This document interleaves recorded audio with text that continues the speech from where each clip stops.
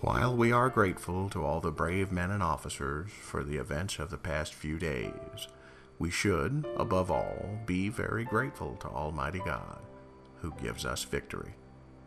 Abraham Lincoln, May 1864.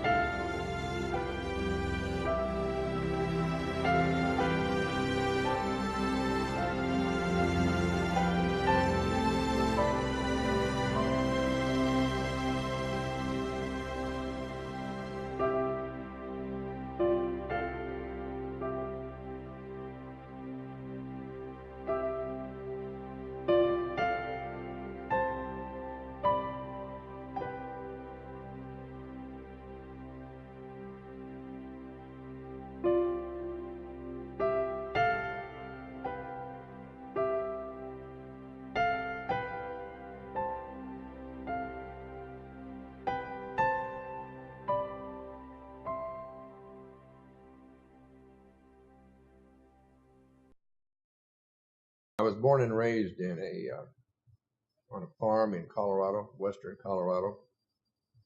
And my dad died when I was 10. They sent me to Missouri, and I stayed there for 4 years for being raised by his family. And I said, I want to go back to Colorado. And they said, no. Well, I said, yeah, I went anyway. And I dropped out of school and went to work in a bakery. Originally from Kansas City, Missouri.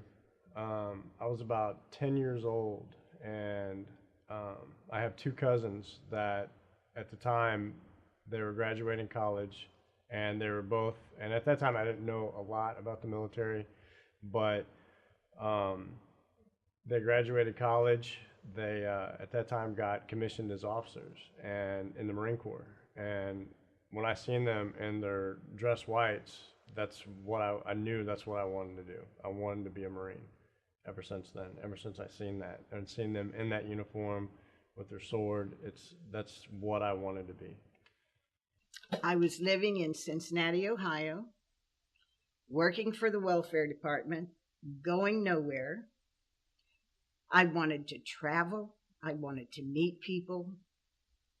And I knew I couldn't, stuck in the job I was doing. And I had a friend, we'd gone through high school together, and we got separated after we graduated. She came home on leave from the Air Force. We spent 2 days together, and I knew that once, after talking with her, that's what I wanted to do. I got off work at the bakery after working there 3 years one morning, and as I stopped at a stop sign, I saw a sign, join the Navy. And I parked, went up to the post office, and talked to the guy, and he said, well, just for the heck of it, since you didn't finish high school, just see how you did on the test. You want to try it? I said, sure. I tried it. He said, you did great. So when do you want to go? And I said, oh, next week.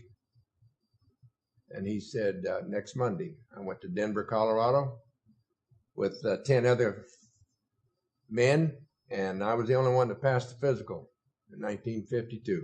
The Marine Corps, I felt, was going to be the biggest challenge for me, both physically and mentally, and I didn't want to take anything less. Plus, the uniform stood out quite a bit as well, and that's the biggest part of wanting to join the Marine Corps was the challenge in itself.